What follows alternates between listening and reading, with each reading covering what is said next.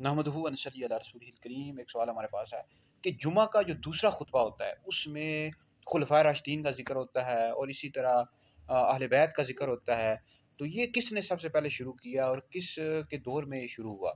ये जी इस्लाम के पहले मुजद्दिद हैं हज़रत सैयदना उमर बिन अब्दुल अज़ीज़ रहमतुल्लाह अलैह, बहुत बड़ी हस्ती हैं और इनके दौर में खुलफाए राशिदीन की याद भी ताज़ा होगी। इतना ज़्यादा इन्होंने इस्लाम का काम किया, इतनी बड़ी हस्ती हैं हज़रत सैयदना उमर बिन अब्दुल अज़ीज़ रहमतुल्लाह अलैह। तो इन्होंने सबसे पहले ये खुलफाए राशिदीन का ज़िक्र अपने खुतबात में शुरू किया। जुमे के जो आप खुतबा दिया करते थे उसमें आप खुलफाए राशिदीन का ज़िक्र किया करते थे। इसकी वजह ये थी कि जो रवाफ़िज़ थे यानी शिये थे, ये जो खुलफ़ाए राशिदीन हज़रत सैयदना अबू बकर सिद्दीक़, हज़रत उमर, हज़रत उस्मान रज़ी अल्लाह तआला अन्हुम अजमईन, इन पर लान तान किया करते थे, तान व तशनी का इनको निशाना बनाया करते थे, इनकी जो खिलाफतें थी उनका इनकार किया करते थे।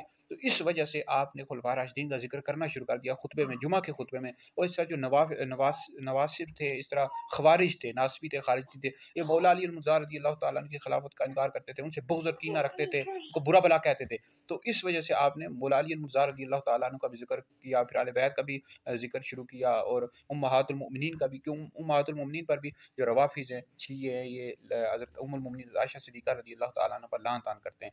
तो ये अल मदखल किताब है, उसमें मौजूद है। इस तरह मिनहाजुस सुन्नह किताब है, मिनहाजुस सुन्नह जिल्द नंबर 4 में मौजूद है कि जुमे के जो खुतबा है, जो दूसरा खुतबा होता है, इसमें सबसे पहले जिसने ज़िक्र किया खुलफाए राशिदीन का, इस तरह उम्महातुल मोमिनीन का, अहले बैत का, हज़रत फ़ातिमा रज़ी अल्लाह तआला अन्हा का, वो सबसे पहले जिस हस्ती ने शुरू किया हज़रत सैयदना उमर बिन अब्दुल अज़ीज़ रहमतुल्लाह अलैह। फिर बाद वहाँ से मुसलमान आप शुरू करते ही आ रहे हैं और खुतबे जुमा का जो खुतबा होता है उसमें ज़िक्र करते हैं। तो बहरहाल खुलफाए राशिदीन का, अहले बैत का, सहाबा का खुतबे में ज़िक्र करना ये मुस्ताहब है। अगर कोई नहीं भी करता तो भी जुमे का खुतबा हो जाएगा, मतलब कुरान मजीद की 1-2 आयत पढ़ देता है, 1-2 हदीस पढ़ देता है तो भी खुतबा हो जाएगा। लेकिन इनका ज़िक्र करना खुलफाए राशिदीन का, सहाबा का, अहले बैत का, ये मुस्ताहब है।